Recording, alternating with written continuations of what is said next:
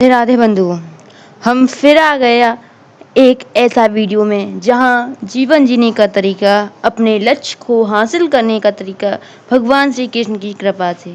बंधुओं, अगर आप यह वीडियो देख रहे हैं तो यह बात आप समझ लीजिए, क्योंकि यह वीडियो हर कोई नहीं दे सकता, क्योंकि भगवत गीता का जो प्रसाद है वह भगवान श्री कृष्ण की कृपा से ही मिलता है।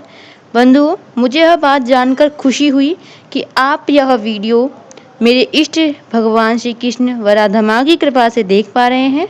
बंधुओं, इस वीडियो का हर बात आप अपने जीवन में उतारने की कोशिश जरूर कीजिएगा। तो बिना देरी किए हम आपको अपनी वीडियो को प्रारंभ करते हैं। बस एक बार हमारे साथ जोर से बोलिए, राधे कृष्ण की जय। चलो तो बंधुओं, हर कोई यही कहता है कि हमें हमेशा सत्कर्म करना चाहिए, लेकिन कोई ये नहीं बताता कि सत्कर्म कैसे करना चाहिए। लेकिन बंधुओं, हमने वीडियो के प्रारंभ में ही आपसे कहा था कि आप ये वीडियो मेरे प्रभु श्री कृष्ण की कृपा से देख पा रहे हैं। हाँ, तो हम बताएंगे कि सत्कर्म कैसे करते हैं। सुनो बंधुओं, सत्कर्म कोई चीज या खेलने की वस्तु नहीं है। सत्कर्म तो तुम्हारा जीवन है। तुम्हारा जीवन जीने का व्यवहार ही बताएगा कि तुम सत्कर्म करते हो या बुरे कर्म। बंधुओं, सबसे पहले नरक से डरना तो छोड़ दो और स्वर्ग का सपना भी छोड़ दो। तुम अपना भाग्य खुद ही लिखते हो। मेरे प्रभु श्री कृष्ण जी ने स्वयं भागवत गीता में अर्जुन जी को उपदेश देते समय कहा था, हे अर्जुन, मनुष्य अपने भाग्यों का लेखा जोखा खुद करता है। यह बात सुनकर अर्जुन जी बड़े ही आश्चर्य से पूछा, केशव, हे मधुसूदन, हे प्राणदात, मुझे यह विस्तार से बताइए। तो मेरे प्रभु श्री कृष्ण जी ने कहा, अर्जुन, हमने तो सिर्फ कर्मों का हिसाब अपने पास रखा है, न कि किसी मनुष्य का कर्म। व्यक्ति अगर सत्कर्म करता है तो उसके पुण्यों का घड़ा भर जाता है, परंतु अगर वही मनुष्य बुरे कर्म करना प्रारंभ कर देता है तो उसके पापों का घड़ा भी शीघ्र अतिशीघ्र भरने लगता है। हम आपको भगवान श्री कृष्ण जी की इस बात में आपको सत्कर्म कैसे करते हैं यह बताएंगे। अब मेरे श्री कृष्ण जी ने अर्जुन से कहा, हे अर्जुन, अगर व्यक्ति सत्कर्म करता है तो वह व्यक्ति मुझे अति प्रिय होता है, और जो व्यक्ति बुरे कर्म जैसे दुराचार, पराई स्त्री पर नजरें डालना, मांस, मदिरा, कोरा दिखावा इत्यादि जैसे कर्म करता है तो वह व्यक्ति मुझे बिल्कुल भी भाता नहीं है। सच कहूँ तो वह व्यक्ति संसार में किसी को नहीं भाता। हे अर्जुन, अर्जुन जी ने कहा, केशव, रुक जाइए। मेरा प्रश्न अभी एक शेष रह रहा है जो मुझे अंदर ही अंदर पीड़ा दे रहा है। अब श्री कृष्ण जी मुस्कुराए और बोले, हे पार्थ, तुम्हारा क्या प्रश्न शेष रह रहा है? तो अर्जुन जी ने कहा, हे केशव, तुमने यह तो बताया कि सत्कर्म हमेशा करना चाहिए, परंतु सत्कर्म कैसा करना चाहिए यह नहीं बताया। कृपया करें और यह भी संसार को बताएं, जिससे सारा संसार तुम्हारे उपदेशों का शीश झुकाकर स्वीकार करे। तो श्री कृष्ण जी ने कहा, हे पार्थ, इस भागवत गीता का रस हर कोई ग्रहण नहीं कर सकता, क्योंकि इस युग के जाने के बाद एक ऐसा युग भी आएगा जहाँ पर भागवत व ग्रंथों का अपमान शुरू हो जाएगा और दुराचार इतना अधिक बढ़ जाएगा कि मुझे इस भागवत गीता को गुप्त करना होगा। केवल ही केवल वह व्यक्ति ही इस भागवत गीता का रस ग्रहण कर पाएंगे जो सत्कर्म करेंगे। पार्थ, वो युग कलयुग होगा। हे पार्थ, अब हम तुम सत्कर्म कैसे करते हैं वो बतलाएंगे।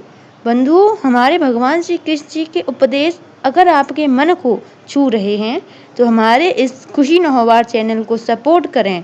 अंत में आपने इस वीडियो से क्या सीखा कमेंट के माध्यम से हमसे साझा करें। आपका एक सब्सक्राइब हमें आगे बढ़ने की प्रेरणा देता है और आप तक इस भागवत गीता का रस पहुंचाने की ताकत देता है। चलो बंधुओं, बिना देरी किए आगे बढ़ते हैं। तो सुनो पार्थ, ध्यान से सुनना, क्योंकि सत्कर्म प्रत्येक व्यक्ति को अपने भाव व समाज में रखने चाहिए। हे पार्थ, सबसे पहले अपने हृदय को दर्पण की भांति स्वच्छ बनाओ तुम्हें हर समय पर गिरगिट की तरह रंग बदलना नहीं चाहिए। जो हृदय के अंदर है वही हृदय के बाहर होना चाहिए, क्योंकि हमने त्रेता युग में साफ कहा था कि छल कपट छिद्र मोह नहीं भावा।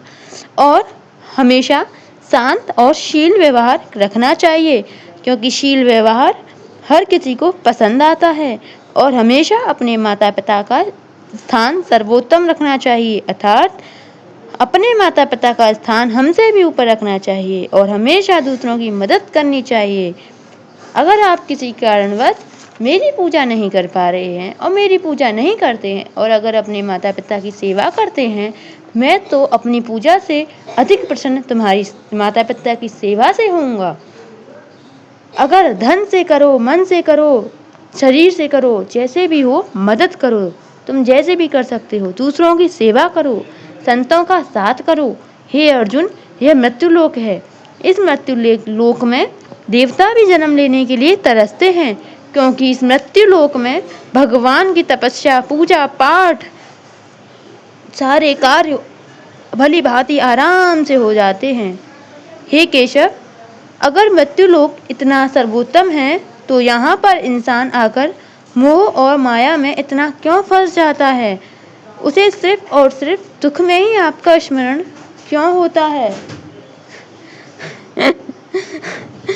हे पार्थ, तुम बहुत भोले हो। हमने तुमसे पहले ही कहा था। हे पार्थ, जो भी इस संसार में आया है वो इस संसार से जाएगा जरूर, और जो जाएगा वो इंसान अपने कर्मों के हिसाब से इस मृत्यु लोक में फिर आएगा। भूलो नहीं पार्थ, मैं इस सृष्टि की रचना करता हूँ और मैं ही इस सृष्टि का विनाश करता हूँ। मैं ही अंत और मैं ही आरंभ हूँ और मैं ही आत्मा और मैं ही परमात्मा हूँ। हे पार्थ, जो सामने खड़े हैं वो तुम्हारे भाई, गुरु, सगे संबंधी नहीं हैं। वो अधर्मी हैं पार्थ, अधर्मी हैं। उन्होंने अधर्म किया है। भूलो नहीं पार्थ, इस दुर्योधन के मित्र कर्ण ने ही पांचाली से वैश्या कहा था पार्थ, वैश्या कहा था। और इस दुर्योधन ने भरी सभा में पांचाली को अपनी जंगा पर बैठने के लिए कहा था पार्थ। पार्थ, अधर्म करने वाले को मारने में कोई पाप नहीं है, क्योंकि अधर्म का काल बनना ही धर्म है। हे बंधु, अगर आपको हमारे भगवत गीता का रस अच्छा लग रहा है तो हमारे साथ सब लोग जोर से बोलिए राधे कृष्ण राधे कृष्ण राधे कृष्ण राधे कृष्ण। बंधु, अब आगे बढ़ते हैं। बंधु, हम हमेशा बड़ों का आदर व छोटों से प्यार करना चाहिए। इसी बात पर हमें एक कहानी याद आई है, सुनाए तो सुनो। एक गांव था। उस गांव में दो लड़के रहते थे। एक का नाम राम और एक का नाम सौरभ था। राम बहुत अच्छा लड़का था। वह घर का छोटा बेटा था। वह बड़ों का आदर व अपनों से छोटों से प्रेम करता था। और दूसरी तरफ सौरभ घर का बड़ा बेटा होने के बावजूद कोई भी जिम्मेदारी अपने ऊपर नहीं रखता था। वह दोस्तों के साथ बहुत समय खर्च करता। वह अपनों से बड़ों का आदर भी नहीं करता था और तो और छोटों से बदतमीजी करता था। घर में बहुत शोर करता था। इस बात से उसके मम्मी पापा जी सौरभ के व्यवहार से बहुत परेशान थे। लेकिन जो सौरभ के पिताजी थे, उनके एक दोस्त थे। उन्होंने देखा कि मेरा दोस्त किसी बात को लेकर बहुत परेशान है, तो उसने पूछा कि सौरभ ये पिताजी से कि क्या बात है। सौरभ के पिताजी ने कहा कि हम अपने बड़े बेटे की आदत व व्यवहार से परेशान हैं। तो उनके दोस्तों ने सौरभ को अपने पास बुलाकर सौरभ को मर्यादा पुरुषोत्तम श्री रामचंद्र जी महाराज की कथा सुनाई, जिसे सुनकर सौरभ भी सुधर गया और बस उसको एक ही सपना था कि मैं अब श्री रामचंद्र महाराज की तरह मर्यादा पुरुषोत्तम श्री राम बनूंगा, सबकी सेवा करूंगा और सबकी रक्षा करूंगा। यह बात सुनकर सौरभ का छोटा भाई राम बहुत खुश हुआ। बंधु, हमारी इस कहानी बताने का केवल एक ही लक्ष्य है।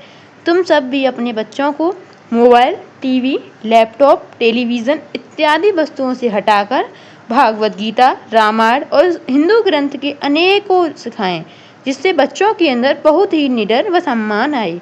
राधे राधे बंधुओं। बंधु, अगर दिल से आपको हमारा यह वीडियो अच्छा लगा हो, दिल से, तो ही लाइक करें, क्योंकि हमारा उद्देश्य केवल इतना है कि हमारे इस वीडियो के माध्यम से कितने लोगों ने की ज़िंदगी में सुधार आया है। और अगर आपको ऐसी ही और वीडियो चाहिए तो हमारी खुशी नौबार चैनल को सब्सक्राइब कर लेना और बेल आइकन ज़रूर दबा लेना। अगर बंधु आपको अपनी कोई भी राय पेश करनी है तो कमेंट के माध्यम से पेश करें। राधे राधे। चलो मिलते हैं भगवान श्री कृष्ण की कृपा से दूसरे वीडियो में। अब तक के लिए धन्यवाद।